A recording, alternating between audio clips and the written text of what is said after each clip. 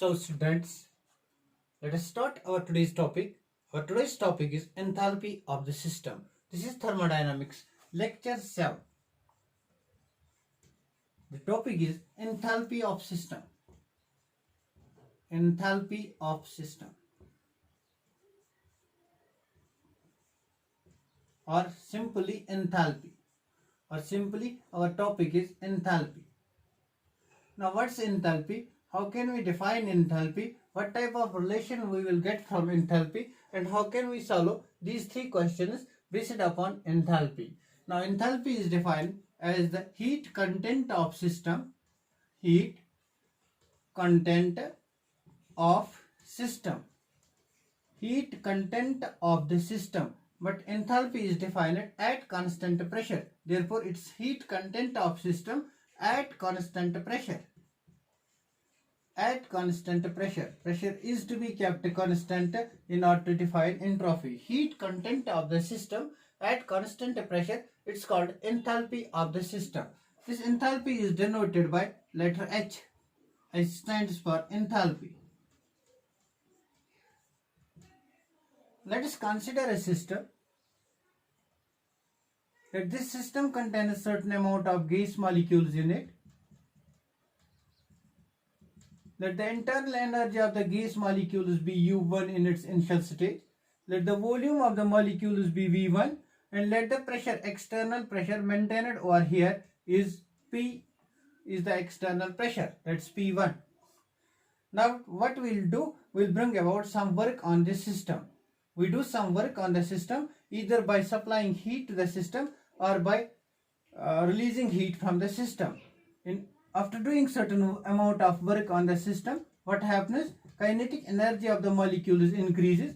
Kinetic energy, vibrational energy, rotational energy, translational energies, all those forms of energies are known as internal energy. Therefore, internal energy of the system changes. It changes to final state, let that is U2. Because of change in the internal energy, volume of the system increases, let it is V2. And pressure of the system also changes, let the new pressure is P2. Now enthalpy for our system, H is always equal to U plus PV, means it is internal energy plus pressure into volume, where U is internal energy of the system, P is pressure of the system, it is external pressure, and V is volume of the system, U plus PV. Now defining enthalpy for these two different states, we can have H1 for initial state, enthalpy H1, and for final state, we can have enthalpy H2. Therefore, our H1 will be equal to U1 plus P1V1. And our H2 will be equal to U2 plus P2V2. Now let this is equation first, let this is equation second. Now from first and second equation, change in enthalpy we can determine change in enthalpy. Change in enthalpy will be equal to H2 minus H1, final enthalpy minus initial enthalpy. It will be equal to, what's H2 our? U2 plus P2V2, U2 plus P2V2. What's H1 minus H1? What's H1? H1 is U1 plus P1V1. This is our H2, this is our H1. H2 minus H1, its change in enthalpy represented by del H. Now see, bring similar terms on the same side. This is U2 minus U1 plus this is P2 V2 minus P1 V1. As I have already quoted, enthalpy is defined at constant pressure. Therefore, P2 is equal to P1 is equal to P. We have to maintain pressure here constant. Therefore, del H becomes U2 minus U1. It is change in internal energy del U plus this pressure is constant. Take it outside into V2 minus V1. Therefore, del H becomes equal to del U plus P del V. This is our equation for enthalpy, very important equation. This is our equation for enthalpy. Del H is equal to del U plus P dV. You can get this equation here as well. Let us determine this equation in other words. Mathematically, we can derive this equation. In other words, what I have done here, enthalpy, it is the heat content of the system at constant pressure, where it is represented by H. H is enthalpy of the system. H is equal to U plus PV. For two different states, H1 will be equal to U1 plus P1 V1.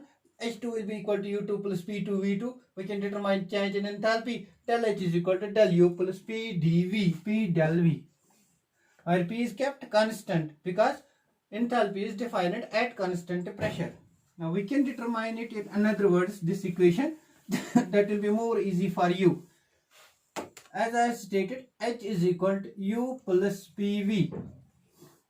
Now bring about the differentiation of this equation. Differentiation of this equation means dH is equal to differentiation of du plus differentiation of PV. Apply product rule. Product rule means differentiation. Product rule differentiation. Product rule differentiation means we keep this thing constant and bring about differentiation of this means P dV. And in the next setup, what we do, we take this constant and bring about differentiation of this V dP. If you have to bring about differentiation of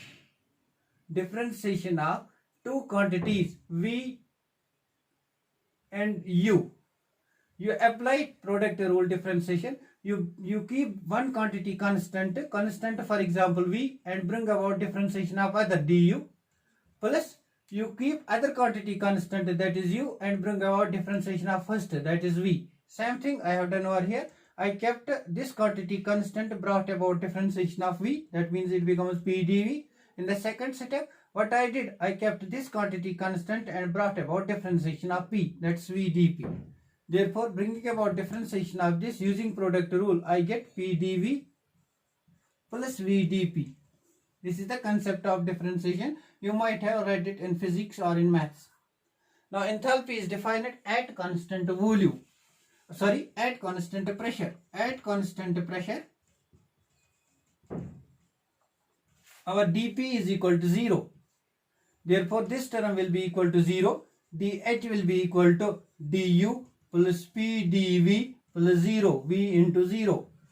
That is, dH will be equal to du plus P dV. What is this P dV? It is work done. It's P external dV. It's work done on the system. This is our relation which we have determined from enthalpy, for enthalpy of the system. Therefore, remember this equation. It's very important. dH is equal to du plus P dV. Now see, if we are dealing with the gas molecules in thermodynamics, we can apply here ideal gas equation. Ideal gas equation. Our ideal gas equation is PV is equal to nRT. Now keeping pressure constant, keeping temperature constant. Therefore, what changes? Volume. If we change volume, number of moles of gas will change because R is also constant. Making these two variables as changes, therefore, if you increase volume, number of moles will increase. If you bring about change in the volume, number of moles increase. Now, substituting this value, PV is equal to nRT over here, we get dH is equal to du plus P dV. Our P dV is equal to nRT. But since temperature is constant, pressure is constant, what only changes? That's N, that is del N. Del nRT. Now I'll write it del Ng because I am dealing with gas molecules. Where our del Ng is number of moles of gaseous products. Number of moles of gases, this is very important, gaseous products, minus number of moles of gaseous reactants. Number of moles of gaseous reactants. Number of moles of gaseous products, number of moles of gaseous reactants. Remember this equation, dH is equal to du plus del nGRT. We'll solve questions, these questions using this equation. Now see, enthalpy is a state function. State function. For state functions, what are state functions? Go to my lecture 02. As I have already said, all state functions, they are exact differentials. Exact differentials. Therefore, enthalpy is an exact differential. As I have already said, for all state functions in a cyclic process, all state functions, change in all state functions, it's equal to 0. Therefore, del H for a cyclic process will be equal to 0. These things I have already discussed in my last lectures. What is a state function? How a state function is exact differential, and how for a cyclic process a state function is equal to 0. But these are important to remember. Enthalpy is a state function. Enthalpy is an exact differential. For a cyclic process, we go from A to B. For a cyclic process, change in enthalpy is equal to 0. Let H1 was the initial enthalpy of this system. After going a number of changes, we reach it to that very stage as well. Therefore, final enthalpy will be H2. Change in enthalpy will be equal to 0. That's why for state functions in a cyclic process, all state functions, their value will be equal to 0. These are very important points. Now let us solve certain questions based on this concept, based on enthalpy of the system, which have been asked in various competitive exams. Out of these two questions have been asked in your CSIR NET part 2 2 marks question. Now let us take first question.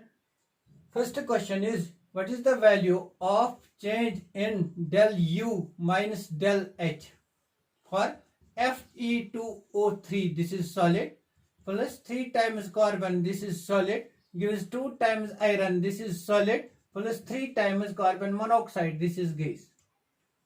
Now we have to determine del U minus del H. We know our relation is del H is equal to del U plus del NGRT. Now we have to determine del NG. Del NG is equal to number of moles of products minus number of moles of reactants, but this is gaseous moles. Now in the products, iron is in solid form. Activity of solid is taken to be unity. It is not to be considered. Only the gaseous species in product side are carbon monoxide. How many number of moles? We have 3 number of moles. Means number of moles of products is 3. Gaseous products is 3. On the reactant side, these are the number of moles of carbon, but they are in solid state. We cannot take it. These are the number of moles of iron oxide, but they are in solid state. We cannot take it. Therefore, no gaseous reactant molecule. Therefore, 3 minus 0. 3 minus 0 is equal to 3. Therefore, our equation becomes, substituting this value in this equation, del H is equal to del U plus 3 RT. Now, what we have been asked? We have been asked to determine del U minus del H.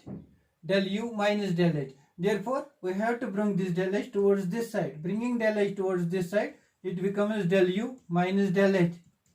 And 3RT over this side is equal to minus 3RT. Therefore, our answer is del U minus del H is equal to minus 3RT. This is option first.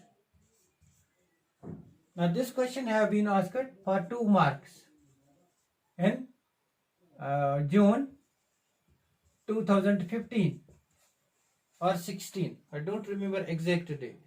Now, for the next question, let us take next question. Determine del H minus del U for the following reaction.